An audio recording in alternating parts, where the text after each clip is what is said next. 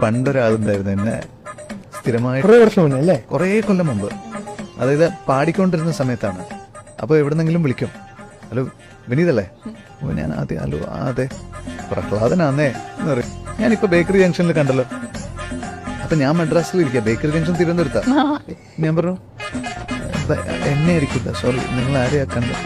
വിനീത് ശ്രീനിവാസനല്ലേ? അതെ പ്രഹ്ലാദനാന്നേ, നമ്മളിപ്പോൾ ബേക്കറി ജംഗ്ഷനിൽ കണ്ടില്ലേ? ഞാൻ കൈ കാണിച്ചിട്ട് എന്താ കൈ കാണിക്കേണ്ടി പോയത്? അപ്പോൾ ഒരു തവണ വിളിച്ചത് ഥാർ ഡെസേർട്ടിൽ എന്താ കാര്യം? അങ്ങനെ ഓരോ തവണയും വിളിച്ചിട്ട് ഓരോ സ്ഥലത്തിന്റെ പേര് പറഞ്ഞ് ഇടയ്ക്ക് മുമ്പ് വിളിക്കുമ്പോൾ ഞാൻ ഇതുപോലെ അങ്ങോട്ടും പറയും. അപ്പോൾ ഇവനിങ്ങനെ ബേക്കറി ജംഗ്ഷൻ എന്ന് പറഞ്ഞാൽ ഞാൻ തമ്പാനൂർ വന്നിട്ട് നിന്നെ വിളിച്ചിട്ട് നിന്നെ കണ്ടിട്ടില്ലല്ലോ എന്ന് പറഞ്ഞിട്ട് ഞാൻ അങ്ങോട്ടും പറയാൻ തുടങ്ങി. അങ്ങനെ ഞങ്ങൾ രണ്ടുപേരും ഫ്രണ്ട്സായി. ഒരു പ്രത്യേക തരത്തിലുള്ള ഫ്രണ്ട്സായി ഞങ്ങള്. 3-4 വർഷം പോയി.